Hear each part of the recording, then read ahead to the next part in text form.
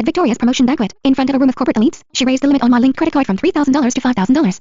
Consider the extra $2 your pocket money for staying home with our kid, she said, her voice full of CEO condescension. I declined, saying I had my own money, but her face darkened instantly. Don't I work hard for you and a daughter? Spend it. Max it out, I'll make more, she snapped. Her sycophants chimed in, praising her as a true alpha and joking about marrying her to be a kept man. That phrase stung, but seeing her excited face, I stayed silent. Days later, I accidentally charged $30 to the card. She dragged me into her company, shoved me in front of her staff, and shouted, I gave you $5,000 and you blew it in a day? Get on your knees, kiss the floor 5 times, and swear you'll never waste my money again or I'll divorce you. Amid the crowd's contempt, I tore off my jacket. Fine. Let's divorce. I'll take full custody of our daughter. Victoria laughed mockingly. Everything on you is bought with my money. You're broke, you can't fight me for custody. I met her eyes with a cold sneer. She was wrong. I didn't have $200. I had $200 million. That morning, I had been slow cooking a beef stew at home when Victoria violently yanked me out of the kitchen and dragged me to her office. Without warning, she kicked me squarely in the kneecap. Caught off guard, I crashed down onto one knee. Her perfectly manicured acrylic nails dug viciously into my forehead, jabbing me with every word. Look at this materialistic, parasitic excuse for a man. I just opened that 5 grand line of credit yesterday, and it's already drained. My parents were right about you. You are a gold digger. You only married me for my bank account. A dark wave of anger churned in my gut. But remembering that she was the mother of my little girl, I swallowed the fire burning in my throat. What are you talking about, Victoria? I only spent $30 today, and even that was an accident. I patted my aching knee and tried to stand up. Suddenly, a heavy blow slammed into the back of my leg. A sickening crunch echoed through the room. My knee buckled involuntarily as blinding, agonizing pain crushed the air out of my lungs. I looked up. It was Blake, Victoria's male secretary. He had sneaked up behind me and smashed a heavy wooden broom handle directly into my joint. He stood over me, puffing out his chest with sheer arrogance. Did the boss give you permission to stand up? You don't move until she says so. A freeloader like you belongs on his knees. You're starting to forget your place in the food chain. The dull, throbbing agony radiating from my shattered knee left me drenched in a cold sweat. But I was not a punching bag. Who the hell do you think you are, barking at me? I spat out. What happens between my wife and me is none of your damn business. The moment the words left my mouth, a brutal slap tore across my right cheek. The skin felt like it was ripping apart. Who the hell do you think you are, talking to my employee like that? Victoria screamed. Blake is 100 times the man you are. At least every dollar he spends is earned through his own hard work. If you want to live off my dime, you better show some gratitude. You think a kept man gets to eat his meal standing up? If you don't kiss the floor 5 times right now and say I'm sorry my queen 500 times, you are not walking out of here. The metallic tang of blood flooded my mouth. I pressed my tongue hard against my loose back teeth, swallowing the hot liquid pooling in my throat. I told you, I didn't spend that 5 grand. I only used $30. Her fury exploded. She grabbed me by the collar, shaking me violently. The bank sent the notification directly to my phone. The limit is maxed out. If it wasn't you, who was it? So now you're not just a leech, you're a liar too? My mother and sister were absolutely right. Poverty breeds deceit. You were nothing but a con artist trying to drain my accounts. A suffocating wave of humiliation washed over me. I stiffened my neck, refusing to bow my head to her madness. I said I didn't spend it. And frankly, I have my own money. Victoria, the truth is, while I've been at home. A chorus of roaring laughter erupted from the crowd, violently cutting off my confession. He says he has his own money. What kind of cash does a house husband who never sees the sun actually make? Did you hoard some loose quarters from the grocery change?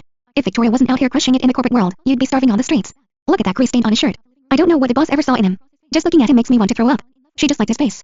He looked like a gentleman, but underneath, he's just pure trash. Victoria frowned, listening to the mocking whispers. Her face twisted into a mask of total disgust. Are you done throwing this tantrum? Haven't you embarrassed yourself enough? Since you refuse to admit it, I will show you exactly what you did. She threw her phone onto the marble floor. Look at it yourself. Look at the itemized bill. A coworker standing nearby eagerly snatched up the phone and gasped. Oh my god. 3 hotel room bookings in a single day. 5 boxes of premium condoms. And 3 grand dropped on luxury lingerie. Just how thirsty are you? Hooking up 3 times a day. What a degenerate. If Victoria divorces him, I'd gladly take his place. I eat less and spend less. Victoria ignored the chatter, her eyes locked onto mine like twin glaciers. You are cheating on me behind my back, and I am only asking you to kneel and apologize. I'd say I'm being incredibly generous. If you keep acting up, we are done.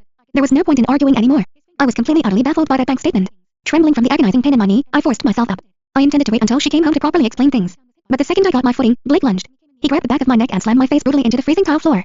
Where do you think you're going? You piss off our boss and think you can just walk away? Fine, you don't want to kiss the floor. Crawl between her legs. He said he wanted me to crawl under Victoria's legs, but Blake deliberately spread his own legs wide, standing right in front of my face. I would rather die than be humiliated like this. Ignoring the screaming pain radiating through my entire body, I thrashed wildly, managing to break his grip. Before anyone could react, I threw a desperate, bone-crushing punch straight into Blake's jaw. Back the hell off. My family's business is not for you to decide. Blake crashed to the floor, 5 red finger marks instantly swelling on his cheek. Victoria shrieked. She threw herself onto the floor beside him, her hands gently and tenderly tracing the red marks on his face. The absolute heartbreak and pity overflowing in her eyes felt like a barrage of silver needles piercing my flesh. I knew that look. I had seen that exact look before. Years ago, when I accidentally burned my hand cooking her dinner, she had wrapped me in that exact same gaze. She had blamed herself, crying and promising, I will work so hard. I'll make enough money to hire a private chef so you never have to burn yourself again. But I hadn't seen that desperate, loving look directed at me in years. Lately, even when she came home to a hot meal, her face was twisted in disgust. Chicken stew again? It smells disgusting. Why can't you do anything right? You are completely useless. My heart violently twisted in my chest. My breathing turned shallow and ragged. Because in that moment, I knew the truth. My wife had already given her heart to someone else. An overwhelming tide of grief threatened to drown me completely. I wandered home like a ghost. My parents had just arrived to drop off Lily. Seeing my bruised and battered state, the color completely drained from their faces. Jason, what happened to you? Please don't stare us like this. I didn't want the 2 old folks to worry, so I brushed it off, muttering something about feeling a little sick. My mother's heart ached for me. She suddenly started gathering up the massive pile of dirty laundry in the corner, stuffing it into a large canvas bag. Take a break from the chores for a few days. I'll take these home and wash them for you. If something is wrong, you have to tell your mother, okay? The moment those words left her lips, the front door screeched open. Victoria marched in, trailing a crew of internet vloggers holding massive cameras. They walked right into the living room and immediately spotted my mother holding the stuffed laundry bag. Victoria's expression instantly turned into a venomous snarl. No wonder you burned through money so fast. You've been secretly funneling it to your pathetic parents. What did you two old thieves steal from my house this time? Trying to pawn off my things to fund your deadbeat younger son? After spitting the poison, she turned gracefully toward the cameras, wearing a polite, elegant smile. I originally wanted to give you guys a house tour, but it seems you've walked into a bit of a circus. You guessed right. My husband sits at home eating my food, spending my money, and secretly steals my belongings to subsidize his loser brother. To be completely honest, my husband can blow through $5,000 in a single day. I might make a decent living, but I can't sustain a parasite like this. Hearing those venomous words, my mother's face went completely white. Trembling, she reached out and gently tugged at Victoria's sleeve. Victoria, please, listen to me. These aren't. Victoria viciously swatted my mother's hand away, screaming right in her face. Aren't what? Aren't things you stole from me? Steal it. How much cash did he secretly hand over to you this time? Is it hidden in here? Right in front of the flashing cameras, Victoria lunged forward and actually began clawing at my mother's blouse. It was the dead of summer. My mother was wearing a simple, conservative floral button-down with one violent yank. Victoria tore the fabric open, exposing my mother's camisole and half her shoulder. My deeply traditional mother froze, tears instantly welling up in her red eyes. But Victoria was relentless. Did you stuff it in your bra? Or is it in your socks? The money I bleed for is not going to fund that useless brother-in-law of mine. My mother stumbled backward under the assault, desperately trying to defend herself. My younger son got a city hall job. He is not a loser. I swear to God we have never taken a single penny from you.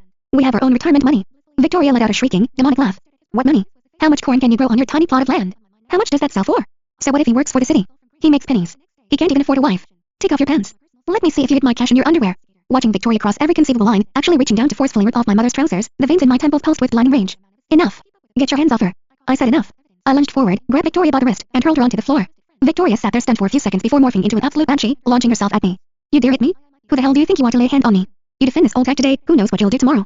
You still haven't explained how you blew $5,000 on hotel rooms, and now you are slipping cash to these leeches. I am absolutely done with this marriage. She clawed desperately at my face. I stumbled back, trying to block her wild scratches. Shut your mouth, you monster. A fierce, authoritative voice ripped through the room. My mother, her hair totally disheveled, her blouse still ripped open, stood there with furious, bloodshot eyes. She screamed directly at Victoria. You wanted to see what was in the bag so badly? I'll show you. She flipped the heavy canvas bag upside down. A mountain of dirty shirts, soiled pants, and stained socks rained down onto the hardwood floor. Is doing your family's dirty laundry a crime now? Staring at the massive pile of unwashed clothes, a brief flicker of guilt flashed across Victoria's eyes. But she masked it instantly, reverting back to her tyrannical self. Even if you didn't steal today, what about last time? What about the time before that? Every single one of you is just a blood-sucking tick trying to drain me dry. Your son is a useless piece of garbage who cheats on me. The apple clearly doesn't fall far from the tree. You're just a bunch of broke, pathetic rats. Watching my elderly parents hang their heads under this relentless barrage of abuse, something inside me completely snapped. I closed the distance between us and delivered a resounding, full-force slap across Victoria's cheek. Divorce. We are getting a divorce. I am not spending another second in this living hell. Victoria's head snapped to the side. Tears welled up in her eyes. She glared at me, playing the ultimate victim. Jason, I feed you. I house you. I gave you a child. You cheat on me, and now you demand a divorce? I don't agree to it. I will never agree to it.